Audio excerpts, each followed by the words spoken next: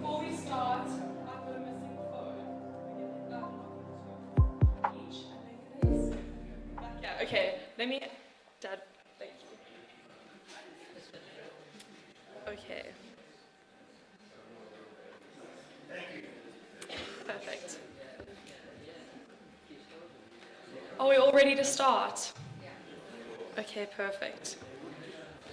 Good morning, everyone. I will be the MC for today's memorial service as we celebrate the beautiful life of Desiree Lamarelle. My name is Amy Rosmarin, and I'm Tuki's granddaughter. Today, I'm filled with gratitude, sadness, and love.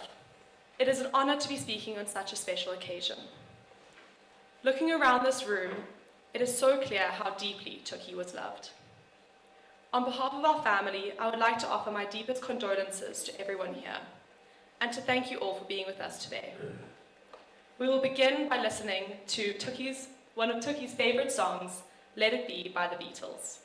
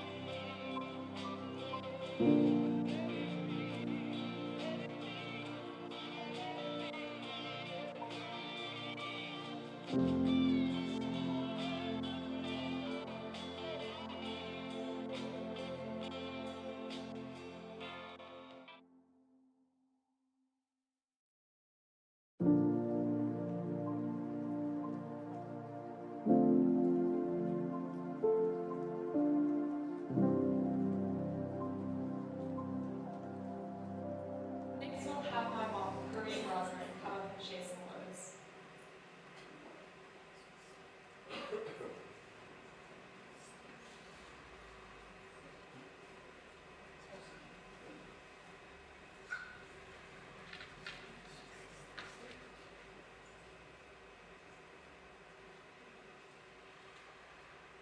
Wow, that was a hard song to follow. Really just made me feel her spirit and her love. And all I could think of when I listened to that was just how much I loved her. Good morning. For those of you who don't know me and who I haven't had the chance to meet and talk to, I am Corinne, Bruno's daughter, and Desiree's stepdaughter. Standing here, I feel like not just a chapter of my life is closing, but a whole book. The story of my life with Bruno and Toki, the story of their life, the story of her life. Desiree, Dee, Des, Toki, Tux, to those of us who knew her from way back when, and I certainly knew her from a long time ago. When I was around 7 or 8, my father brought home this beautiful, smiling and kind-hearted woman, and she entered our life as my dad fell head over heels in love with her. Introduced by mutual friends, they had a whirlwind romance which culminated in their wedding, a very bohemian wedding in the south coast at Sheffield Beach in February of 1980. I loved having a stepmother who was anything but a wicked stepmother. And since she was 14 years younger than my father, she was playful and light-hearted. She was no pushover though. Toki was soft but strong too. I only recently discovered that she was a star at school. She was deputy head girl, a member of the first team debating society, and a very accomplished speaker. She always said she was more of a bookish sort, but she did play a range of sports, from tennis to swimming and hockey. She was even awarded the Good Service Trophy for her firm yet tactful and friendly approach. And this is how I always saw her as a step-parent, firm yet tactful. Since my brother Philippe and I only visited Pietermaritzburg once a year, either for the December holidays or the June-July holidays, we would be a sort of instant family in their lives for a month, learning new rules, and like many children of divorce, it was hard at times. But Toki always played her role cautiously, caring but never taking over. It was a delicate balance for a young woman in her late 20s to work out. And now that my children are much older, I have a new appreciation for how hard it must have been at times to marry into a family. We all had to make adjustments. Lucky I bonded with Toki over so many shared interests, and first was books and reading. I was an absolute bookworm, can't hear the words in my own head. She would take me to the Pietermaritzburg library every week and let me just wander around for an hour choosing all the books I wanted to. Another interest we had was design and interiors. Her unique eye for design made every house they lived in a masterpiece, in clear, elegant lines with her favorite blues and whites and simple classical looks, always with a little Art Deco edge. For those of you who got to visit her many homes, starting in Prince Alfred Street all the way to the Victoria Club, there was always something unique about her home, and you felt very at home when you entered. She knew how to combine looks, and she could always add her own collections of art to make it interesting. And I always think of her using that ticking fabric for curtain and upholstery way before it became fashionable to do so. And then we both loved fashion. And one thing we all know about Desiree, she was very stylish. She had a great sense of what to wear, but she never followed any fads. She knew her own taste and she dressed beautifully. Clothes were always hanging from every cupboard and door handle. What a dream for a girl like me. I still remember she bought me my first moisturizer, Pond's, and then Oil of Olay. She was the ideal stepmother for a young girl.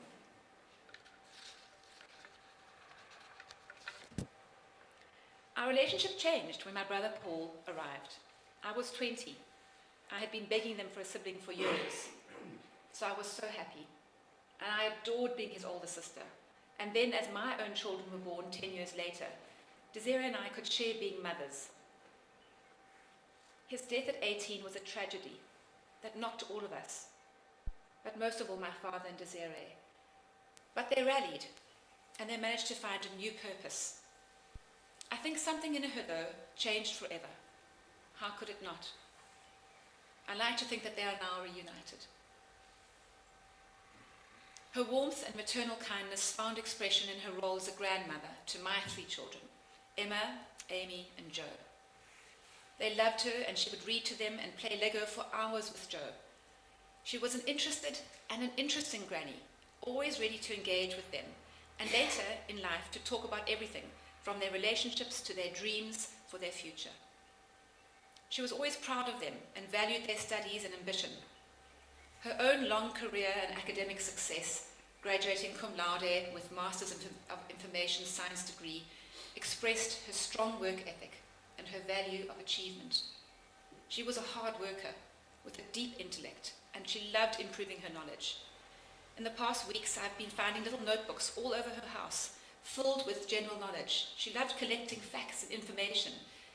It was amazing to see that. And every phone call I had with her was a balance of finding out about the family and then discussing the state of the country. You know, as I was writing this speech, I got to this point and I had the strangest sense of Desiree saying, "That's enough. You don't need to say anything more." As you all know, she was an intensely private person. She liked to keep her own world to herself. And that made me think and reflect on how, in some ways, I only knew one side of her. As my father's wife, my stepmother, she played a certain role. Then with my father's death in September of 2023, it felt like somehow we became equals. And then when she fell for Peter, she was like a young girl again, letting me share her joy and happiness. I had no idea then that Peter would become the godsend he is. He gave her a wonderful, happy time together and made the ending of her life a little easier to bear, knowing that she ended it being loved again. I am so grateful Peter is a part of our family now. We're not letting you go. I was very fortunate to get to spend more time with her. Although the circumstances were tough, she was undergoing various treatments for her cancer. She spent some time at my house in Johannesburg, and I got to be by her side, especially this last week of her life. What an honor to hold space for her and to hear her call me, my darling. We could just express our love for each other. We laughed, we cried, and she was inspirational and magnificent in her last days. Her courage, her bravery, she really was the epitome of grace. On my last night with her, I whispered to her as she fell asleep, "You have loved and you have been loved. And in the end, that is all that matters." Oh, Tuki, you lived life marching firmly to your own beat. You were one of a kind. Beautiful, glamorous, proud, clever, wonderfully funny, and at times quite wacky. I will miss you deeply, and I hold your memory in my heart forever. I would like to share a message from my brother Philippe and his wife Natasha, who could unfortunately not make this short notice. We will be having a little memorial service at our farm where we will scatter her ashes together with Peter. Phil just remembers her kindness and her softness, her intelligence and love of stimulating intellectual conversations. He honors her memory and sends his love to all who love her. And lastly, looking through her diary that she wrote this year, I found this quote from Anthony Hopkins, and I think it is entirely appropriate. Let us all take it to heart. No one gets out of here alive. So please, stop treating yourself as an afterthought. Eat delicious food. Walk in the sunshine. Jump in the ocean. Say the truth you're carrying in your heart like hidden treasure. Be silly, be kind, be weird. There's no time for anything else.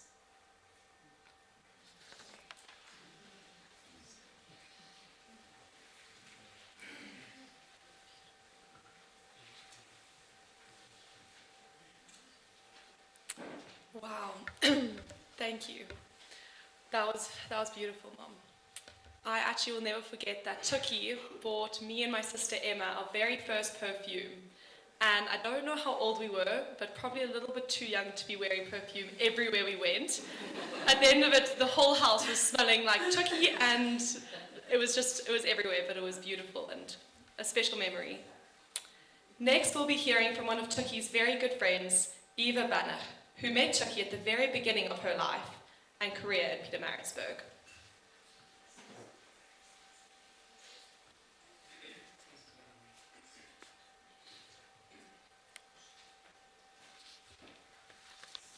Sure, hello everyone. Oops, I haven't got my glasses on. That was wonderful. Thank you so much, Corinne. You captured the essence of Tookie completely. It was really very, very wonderful. Thank you.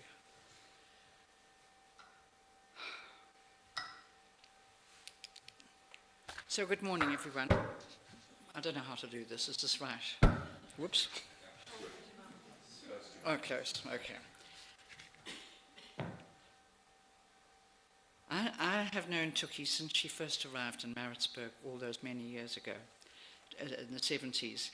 And our friendship spanned all these years where she lived in Prince Alfred Street and, as Corinne has mentioned, moved to Townbush Valley Road, where I lived very close by, so we became very close friends. And then they moved on up the hill to the Maritzburg Country Club, and then over the hill to Howick. We always laughed about that. Peter's asked me to read to you a brief letter or a note that I wrote to Tookie after learning from our mutual friend Dot Proctor that her condition was now terminal. I'm including Dot's words to Tookie and many of her words to me. We are both going to miss our friend Tookie very, very much. Dot now lives in London and she cannot be here today. Both Dot Proctor and I have reflected on our long and rich and privileged friendship with Tookie. 2 weeks ago, Dot wrote the following to Desiree. Thank you, dearest Tooks. Thank you for your brave phone call, which I greatly appreciated. I was very moved. Like all your friends and all who love you, I was overwhelmingly sad to learn that you will not be with us much longer. Together we shared a lot, some ups, some downs, lots of fun and much laughter, especially the many times we recounted the loving, harmless little jokes about the foibles of our friends and of our friends' antics. Nothing escaped Tookie's observation. She was wonderful company. Particularly memorable, said Dot, were your affectionate accounts for your so-called Bosbo-Os, or the foresters that you worked with at the Commercial Forestry Research Institute. You so enjoyed observing and recounting their idiosyncrasies and their eccentricities. Maybe one or two are here today, I don't know. But anyway, if they're watching on the streaming services, chaps, you were legendary. Dot continued in a more serious vein, saying to Tookie, as a librarian, you were a professional at all times and rose above the inevitable internal politicking at the university library. Tookie, you were always a graceful presence in the library, defying the stereotype that librarians are usually harridans with a mania for silence and order. As an aside, Tookie had read with great glee and enjoyment a small book entitled The Sensuous Librarian. How's that? And this advised, among other tips, don't just point, move your whole body. We enjoyed this little aside. So jokes aside, Tookie, you can reflect on a successful and exemplary career with pride. On another level, you coped with astonishing strength and dignity with some terrible curved balls that life threw hard at you. I don't know of anyone who would have managed as you did. Everyone who knew you admired your dignity and bravery. These are Dot's words to Tookie. And she summed up by saying, in the sunset of your life, I'm glad, as we all are, that Peter is by your side. Yes, Peter, you are very much in everyone's thoughts as we remember the good things about Tookie and as we celebrate her life together. Dot concluded her letter to Tookie, thinking of you with deep love and affection from Dot. Oops, sorry. Peter also asked that I read you the words that I wrote to Tookie on learning that Dot had reached the end of her life. It was only on the 15th of June this year that I wrote to her, and by that time Tookie was in a deep coma. I now like to think she's somewhere close by and enjoying the stories we're going to tell about her. And I'm sure she'll be heartened by our appreciation of what she meant to all of us. I wrote, my dearest Tookie, it was with such a heavy heart that I'm writing to you, dear one. I have heard from Dot that your cancer is continuing relentlessly to devastate your body. How utterly awful for you and your Peter, and also for all who hold you as dear and a very special friend and a special colleague. My letter continued. I remember our first meeting. It was at Glenn and Joanne Barton's wedding at the country club in Durban. It was in the late 70s. We were seated at a table together with Mary and Julian Rickett, and they were teasing you, Tookie, about not letting your hair down. They were encouraging her to let her hair down. I have such happy memories of those days and all the nonsense we spoke with all our friends and the fun we had. Tookie's sense of humour always cheered up every occasion. Thank you for that, Tookie.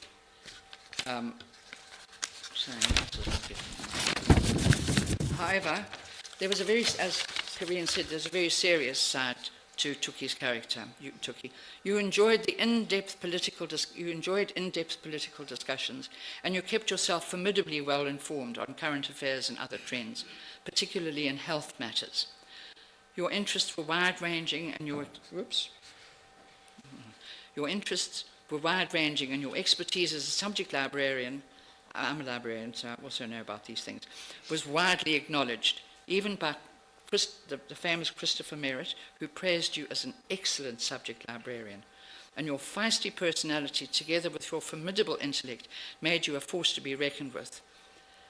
And you so deserved your cum laude award for your master's degree.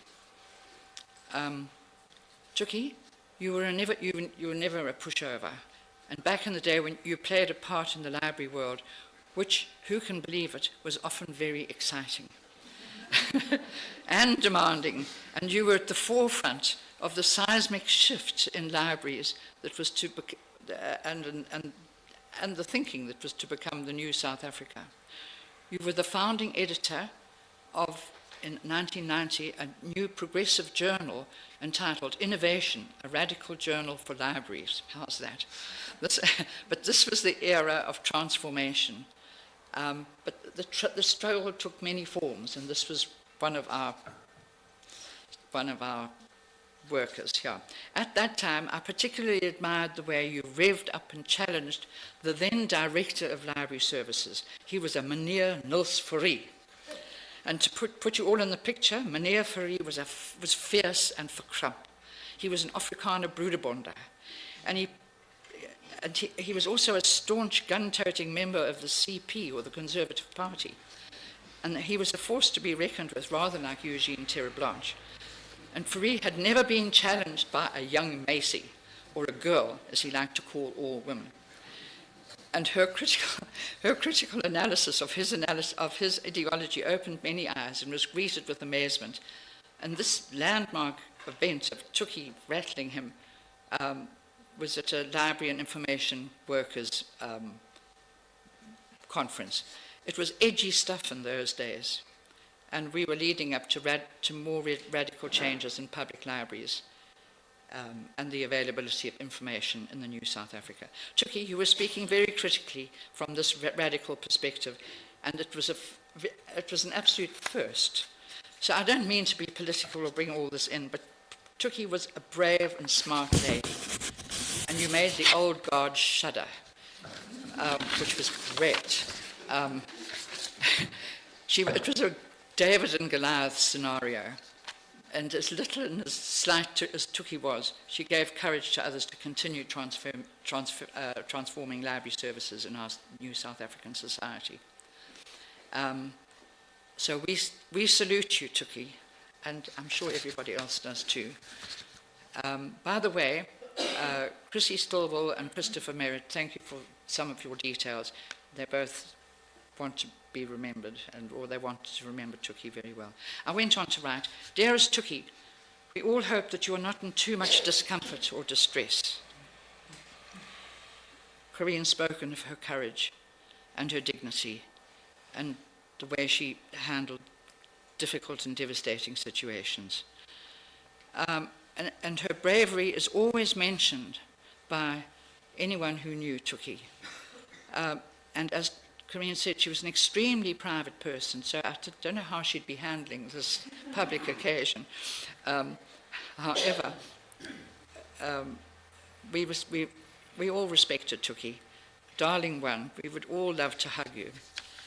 I enclosed a note, the note I sent to Tuki, in a glossy card which depicted a painting of a beautiful pre-Raphaelite girl languishing, sort of lying back in a Victorian garden with white roses all around. And the title was Rose of All the Roses, a painting by Lawrence Alma Tadema. And this, I suggested to Tuki, could well be said of her and her legendary beauty. And of course, she will be remembered always by those who love her for her love of white roses and white flowers. I concluded my appreciation by saying, this letter or note is sent with lots of love to you, dearest Tuki. It's also sent with supportive thoughts and metaphorical hugs and hand-holding. We are all getting old, and who knows, we may meet again soon. It's a good and comforting thought. So it's sent with much love and appreciation from your old friend and all her old friends, and I'm sure I can say it on behalf of everyone here who knew her. Thank you, everybody. Thank you. So, there we are. That's great. Yes, it's not true. Thank you so much, Eva. That was really special for me as well to hear about her younger days as well, and her working environment. Lots of stories. Next, we'll be listening to one of Tuki's and Peter's favorite songs, Perhaps Love.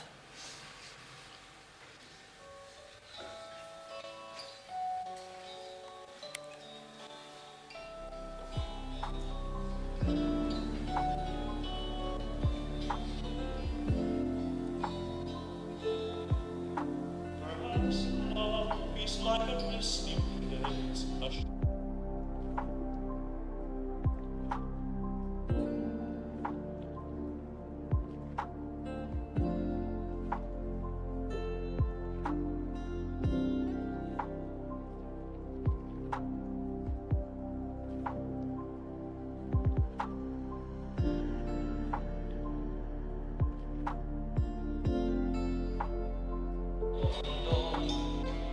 it invites you to come closer.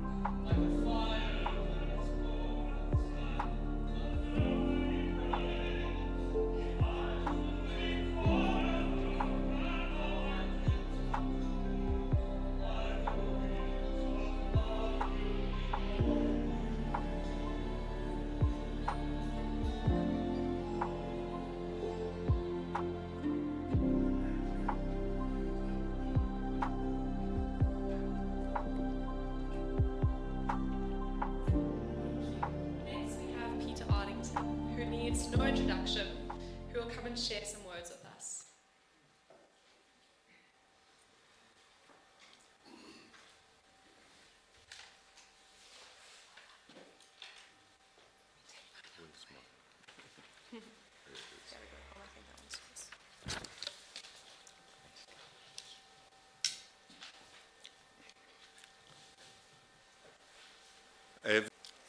For those of you who don't know, Desiree, or Tuki as she was known to family and old friends, had scans done in March that showed that her tumours were limited to one half of her liver. And she was told that if that half was removed, she would have a chance of being all clear and gaining maybe 10 years or more of life. Without the surgery, she would have at the best 2 years, and at the worst, less than 1. Despite the very high risks involved, she decided to undergo the surgery, and after 2 weeks in hospital, was sent home.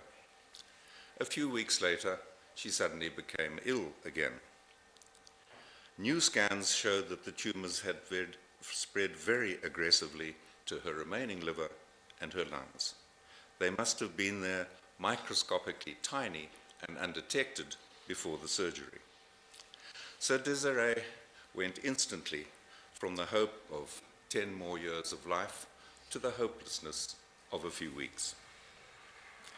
During those final weeks, I admired hugely the calm courage with which she faced that hopelessness, and even held on to her sense of humor until she became unconscious. Now that you know all of these facts in detail, I ask you for a short silence while you too think about and admire the calm courage of the person you have known and loved.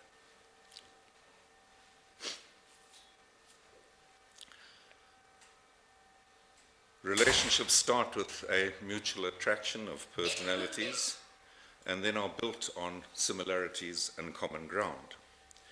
With Desiree and me, that shared beliefs and values, shared interests in language, reading and music, a love of nature, and wanting to know what was going on in the world and in our communities, and thinking and talking about it. There were differences. I was very occasionally reminded of the old proverb that dynamite comes in small sticks. Differences add spice to relationships and give people reason to laugh with and at each other and to tease each other. Sometimes the spice can get too hot, and as everybody who is or has been married knows, one has to deal with that. One important difference between Desiree and me was that she was always, as you have already heard, perfectly turned out for every occasion, for whatever it required. Spotless dress, every hair in place, and her face presented and looked after, as well as she looked after her brain, which was very well. I, on the other hand, am a vet and a farmer. If you spend a day working with cows, you might start the day with spotless overalls, but they're going to accumulate spots during the day. And you might start the day with neatly brushed hair, but by the end of the day, most of them will be out of place. Huge differences. One person used to hair in place all the time, and the other used to hair out of the place a lot of the time. There were big differences to adjust to in this regard, and because I was going to live in her house, I had to make most of the adjustments. It reminded me of a story about 20 years ago when I'd spent a long, hot, dusty day with cows and arrived home late and a bit anxious because we were going out that night. And as I walked through the door to quickly shower and change, I passed my daughter Julia, who, quite unnecessarily, I think, held her nose as I walked past. I showered and dressed very quickly and walked into the lounge where my family was waiting to go. Julia looked at me and then turned to Margaret and said, "Wow, Mum, Dad scrubs up quite well, doesn't he? I've thought of that story often this past year as I've tried to stay sufficiently scrubbed up for Desiree. As you've also heard, Desiree was a private person, and many people who do not know her intimately found her quite quiet and reserved, the kind of person who did more listening than talking at the dinner table. But when she was with one or two family or close friends, that all changed, and out burst a bubbly, ebullient, chatty, teasing Desiree who could pass intelligent comment on many things under the sun, and did. She also had an impish, and to my great surprise, a slightly naughty and bawdy sense of humor. She did, however, have high standards for bawdy jokes. Because she was an English scholar and loved her language, she preferred them to make their point in good English, not in bad language. I thought of telling you one of these stories that she laughed loudest and longest at, but it didn't seem appropriate today, so maybe at another time. Like many people who are private, as you also heard, Desiree placed a high value on personal dignity. She could not bear the idea of a long period of helplessness with severe illness and a serious loss of dignity. And so it was that a few months ago we had a deep discussion on assisted dying. And we noted with interest that this issue had begun to cross the religious divide, because no less a person than the late Archbishop Desmond Tutu came out in favor of finding some way for people to end their lives before unbearable suffering and loss of dignity. No more discussion took place until two Saturdays ago. In that evening, Desiree suddenly said to me, "Peter, I think I've had enough. How are you going to pop me off tomorrow?" I gulped and thought a bit and said, "Well, there are a couple of things to think about here. I am a veterinarian, so I can probably get the wherewithal to act. But I cannot do it in time to act tomorrow. And also, it would be a lot less challenging for me if you were my beloved dog instead of my beloved woman." She chuckled at that. There was then quite a long pause, and she carried on thinking about it, though, during that silence, and then suddenly said, "I don't want Corinne to get into any trouble." I gulped again and thought and said, "I get it. I'm old and near the end of my life, so it's okay if I go to jail, but Corinne's still got a lot of life to live. So, not okay for her."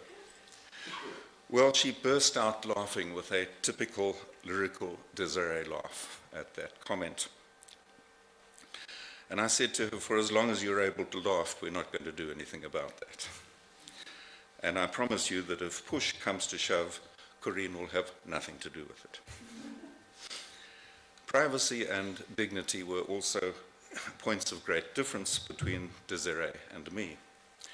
She never spent any time in boarding school dormitories. I spent 9 years there. And when you are in a dormitory with 15 other boys, you so often have to make sacrifices with privacy. And teenage boys are very willing to mock your dignity whenever the opportunity arises. And they're friends of mine 60 years later, like B.J. Mansfield out there, who are still mocking my dignity. I have had a miserable past 3 months, but Desiree and I had a rewarding 12 months with lots of fun and laughter before that. So in the balance, I'm grateful. In the very uncertain times we have had, the 12 months and the 3 months could well have been the other way around. I end with gratitude. I came from a very close farming community, and I was worried how St. John's Village would turn out for me in that regard. I needn't have worried. This is a wonderfully close community. besides many messages of condolences and offers for help, I thank Bev, Susan, Gail, Dev, Lynn, Lindsay, and Kathy for coming to visit and to support Desiree, Corinne, and me through final days. And Francis and Debbie saying it with flowers as creatively and beautifully as they have. And Elaine and Lindsay for helping with piles of laundry. And Lee for creating the program you see on screen and running the show all of the time as you view it. And Lee, together with Lex, for handling all the audio-visual technology and organizing the live stream with Llewellyn for people who can't be here. And to Amy, mistress of ceremonies and creator of the slides of the life of Desiree that you will view over tea. I've taken a keen interest in two teams recently. The first team was the Barbarians, who didn't have time to train or practice together, and that was one of the main reasons why they lost to the Boks. I was a member of the second team. Team Corinne and Peter also did not have time to train or practice together. In fact, they barely knew each other. But although they had many tough things to do and some tough decisions to make, they were truly a winning team. Thank you, Corinne, for all you've done these past weeks, up to and including today.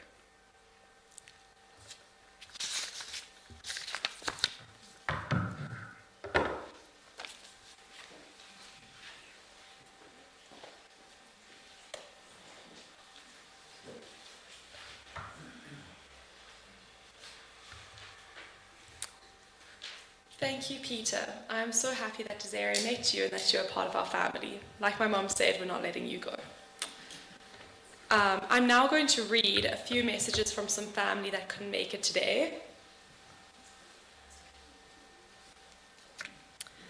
This is from from Tuki's family in Australia, and they have brought this beautiful bouquet of flowers on the table. To Corinne, Peter, and all the friends and family who love Tuki, we send our heartfelt love and condolences to you all. We love Tuk so much, both as a niece, my mother Anita, and a dearly beloved cousin, Tanya and Sue. We are thinking of you all during this very difficult time. Lots of love from the Aussie family, Anita, Tanya, and Sue Mann.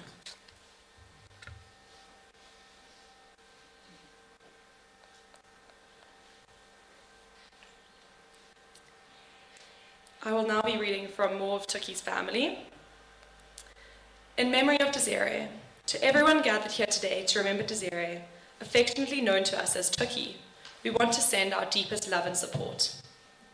While life took us all on different paths over the years, with the passing of time and distance being that we cannot be there in person today, the bond of family is never truly broken. Today we hold on to the cherished memories of growing up as children together. We will always remember Tuki's remarkable mind, like how she could read a newspaper from the age of 4. I did not know that. We can picture her playing with her little pet mouse and listening to her favorite Elvis and Cliff Richard 7 singles on her small green turntable. We remember how she would lock herself away to study, making sure the rest of us kept quiet as she could focus. She always excelled at school, becoming a prefect and vice head girl, always putting her best effort into everything she did. Though we are far away, we are with you in spirit and join you in honoring her memory. Thank you to Corinne, Peter, family and friends, and loved ones who are there today. Thank you for having loved Desiree, supporting her and celebrating the life she shared and lived. With all our love and blessings, Trevor, Diane, Debbie, Sarah Jane, Mark, and the extended Stratham family. We will now please can you join us in singing All Things Bright and Beautiful.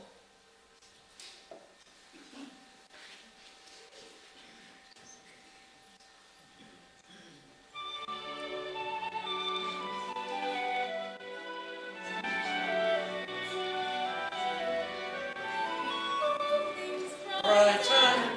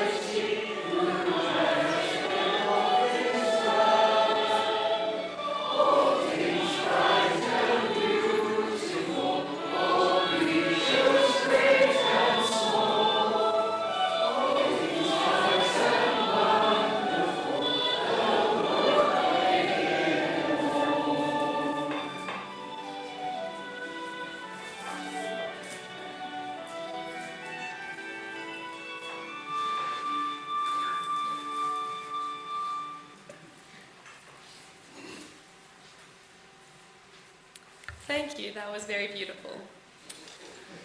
It was great. Oh, okay, so over the last couple of days, I have found myself in a very lucky position. As we know, Tuki was a very private person, so I was lucky enough to be able to go through her photo albums.